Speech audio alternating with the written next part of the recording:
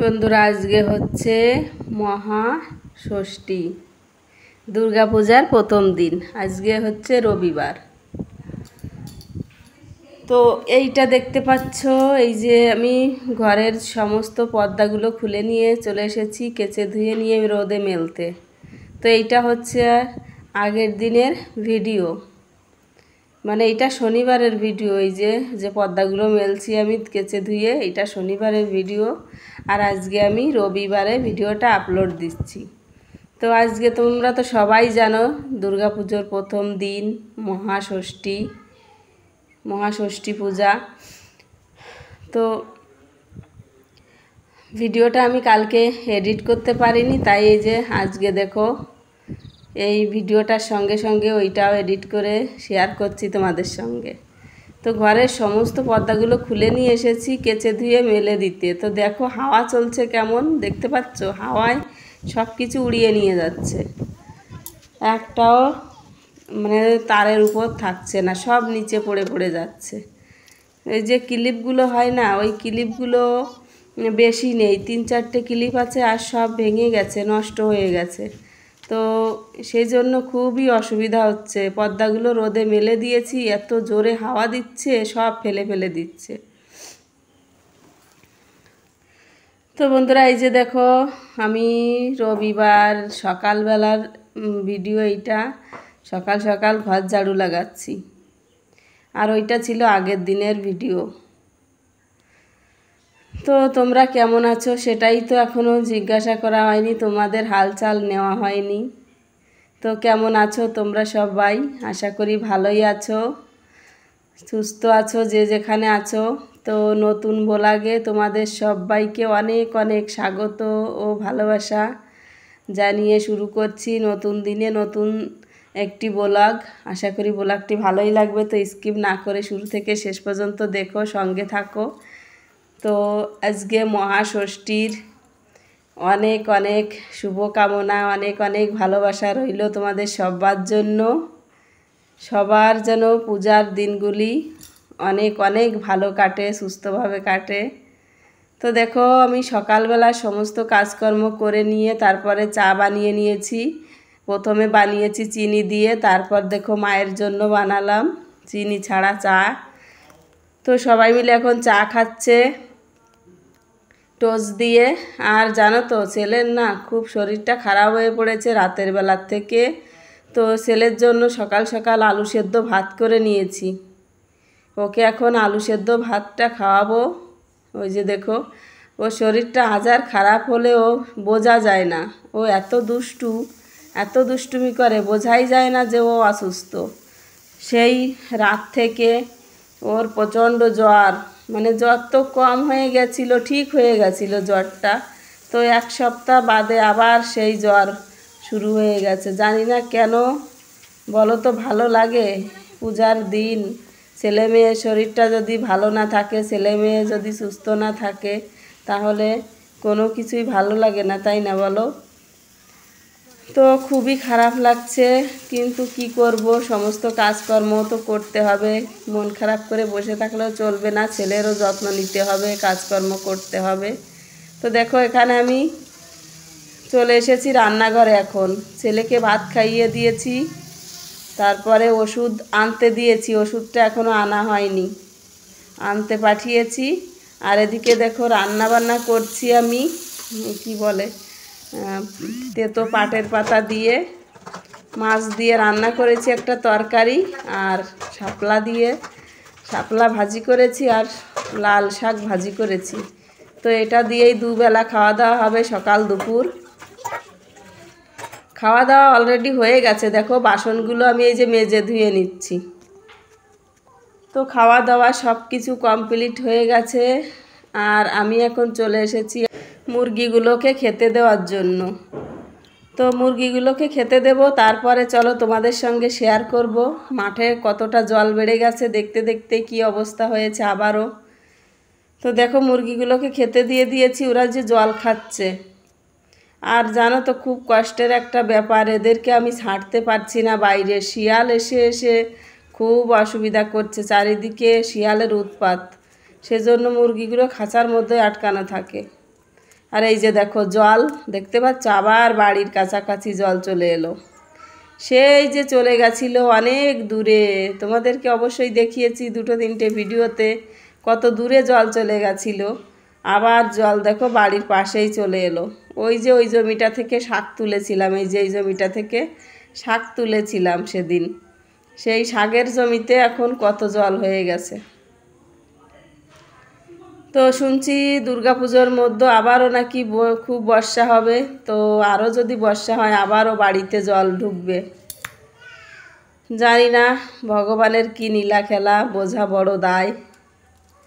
আসলেও কেউ ঠেকাতে পারবে না, আর না আসলেও কেউ আনতে পারবে না। তো বন্ধুরা এখন বাড়িতে যাব।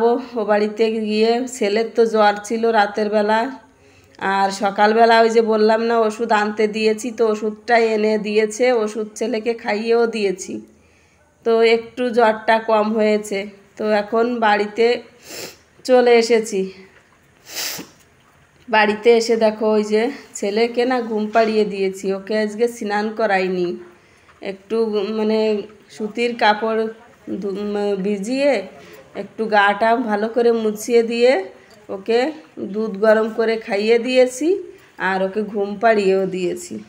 ছেলে ঘুমোচ্ছে, আর এই যে দেখো সেই সুযোগে আমি আমার কাজকর্মগুলো করে নিচ্ছি।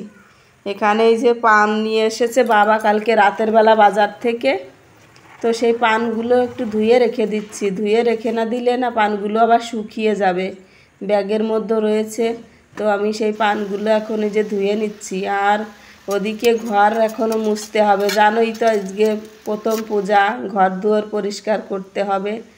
তো ছেলেকে ঘুম না পাড়ানো পর্যন্ত তো কিছুই করতে পারি না। তো যে দেখো কটা বাজে, এখন 2:30-টেরও বেশি বেজে গেছে, 2:35-36 হয়ে গেছে। ছেলেকে ঘুম পাড়িয়ে দিয়েছি অনেকক্ষণ আগেই, ওই মানে 2টোর দিকেই ঘুমিয়েছে। তো ছেলেকে ঘুম পাড়িয়ে দিয়ে তারপরে আমি পানগুলো ধুয়ে নিলাম। আর ওই যে দেখো বাবা জাল বাঁধছে বসে বসে, মাছ ধরতে যাবে, সেই জন্য কই মাছ ধরতে যাবে। আর এখন আমি ঘর মুছবো, ঘরটা মুছে নেব। আর আজকে জানো তো বোন আসবে, ওর ছেলে মেয়ে নিয়ে আজকে, আর ওর বর আসবে 2 দিন বাদে। তো ওদিকে মা রয়েছে বাড়িতেই, মা কোথাও যায়নি, বাড়িতেই আছে।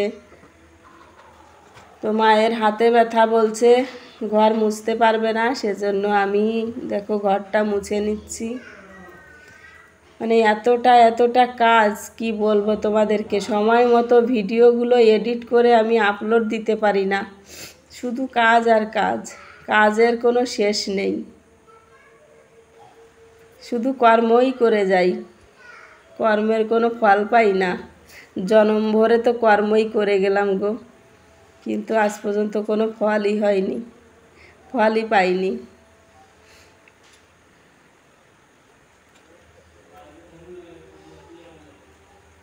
তো দেখো আমি এখন এক এক করে সমস্ত ঘরগুলো মুছে নেব। তো অনেকটা টাইম লেগে যাবে, ঘরটা মুছতে আমার প্রায় 1.5-2 ঘন্টা লেগেই যাবে। আজকে স্নান করতে করতে অনেকটা লেট হয়ে যাবে, দেখতেই পেলে তখন 2:30 বাজে। এখন তো ওই যে ঘরটা দেখো ভালো করে এই রুমটা মোছা হয়ে গেছে, আর ওই যে দেখো পর্দাগুলো টানানো হয়ে গেছে, দেখতে পাচ্ছ পর্দাগুলো সব শুকিয়ে গেছিলো, ওই যে ঘরে টানানো হয়ে গেছে। তো একটু শ্যাম্পু ট্যাম্পু দিয়ে আজকে স্নান করব, মানে ভাবছি একটু মাথাটা পরিষ্কার করব শ্যাম্পু দিয়ে। ছেলেকে তো স্নান করাতে পারলাম না, ওর তো জ্বর। সকালবেলা বরমশাইকে ফোন করেছিলাম, বললাম এরকম ছেলের জ্বর আসছে আবার। তো আগের যে ওষুধটা লিখে দিয়েছিল ডাক্তারবাবু, সেই পর্চিটা দেখিয়ে ওষুধ নিয়ে এসেছি। তো আজকে তো মহাষষ্ঠী, কিন্তু যেতে পারলাম না উপাস থেকে, যে মা দুর্গার পূজা করতে যাব, কিন্তু সেই টাইমটুকু হয়ে উঠলো না। এক তো সংসারের কাজকর্ম করো, সংসারের কাজকর্ম সামলাও, রান্না বান্না, খাওয়া দাওয়া, পরিষ্কার পরিচ্ছন্ন করা, তারপর আবার ছেলেটা অসুস্থ, তাকে রাখতে হচ্ছে, তাকে খাওয়াতে হচ্ছে, তাকে দেখাশুনো করতে হচ্ছে। এদিক সেদিক করে আর যেতেই পারলাম না। বড় ইচ্ছে ছিল যাব উপাস থেকে ঠাকুরের পূজা করতে, কিন্তু কিছুই হলো না। দেখি যদি আজ না হয় তো কাল হবে, যদি পারি তো কালকে যাব। তো সকালবেলা তো রান্নাটা করেছি দুবেলার জন্য, দুপুরবেলা রান্না করা লাগবে না। তো বাবা ওদিকে স্নান টান করে নিয়েছে, ভাত খাচ্ছে। এখন বাবা যাবে মাঠে মাছের জালগুলো নিয়ে মাছ ধরার জন্য।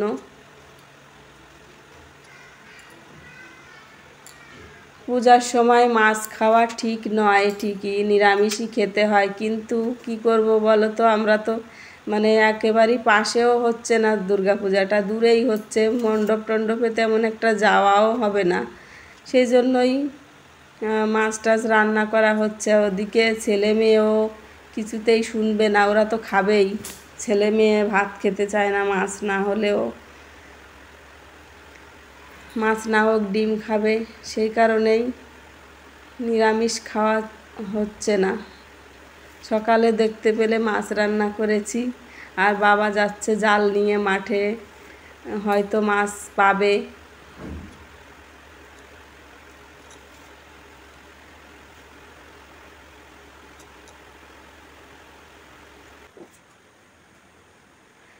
এদিকে আবার এই যে দেখো কাজগুলো করতে করতে স্নান করার টাইমটাও পেরিয়ে যাচ্ছে। এমনিতেই সর্দি কাশি লেগে রয়েছে, এখনও পুরোপুরিভাবে ঠিক হয়নি।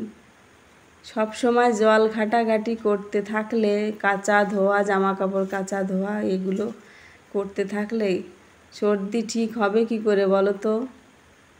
প্রতিদিন ছেলের জামা কাপড় তো ধুতেই হয়।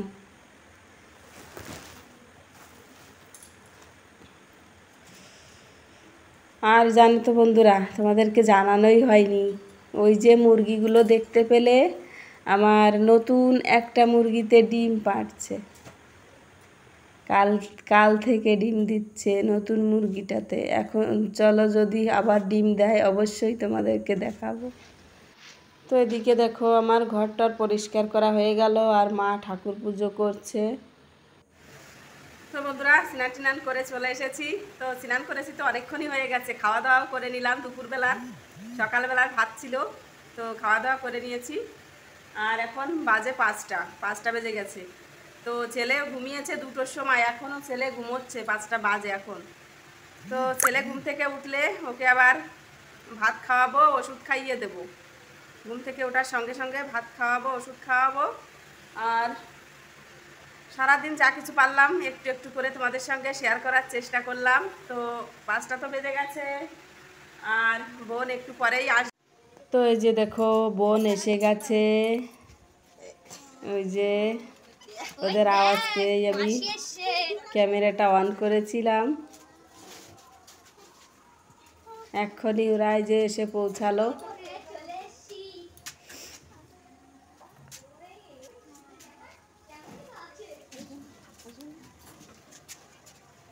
তো তোমরা তো জানো ওদের বাড়ি কোথায়, তোমাদেরকে আগেও তো বলেছি যে বারাসাতে বিয়ে হয়েছে আমার বোনের।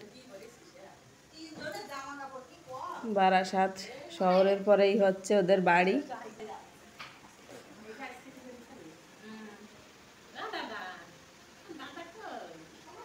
আর ওদিকে আমার ছেলেটা এখনও ঘুমিয়ে রয়েছে, ঘুম থেকে ওঠেনি। তো ও উঠলে তারপর ওকে ভাত টাত খাইয়ে দেব। আর এদিকে দেখো এই যে বোন মিষ্টি নিয়ে এসেছে, সবাই মিলে মিষ্টি খাচ্ছি আমরা, তোমরাও এসো, তোমরাও খাবে মিষ্টি। তো বন্ধুরা চলো, ব্লগটি ভালো লাগলে লাইক করে দিও, কমেন্ট করে বলো কেমন হয়েছে।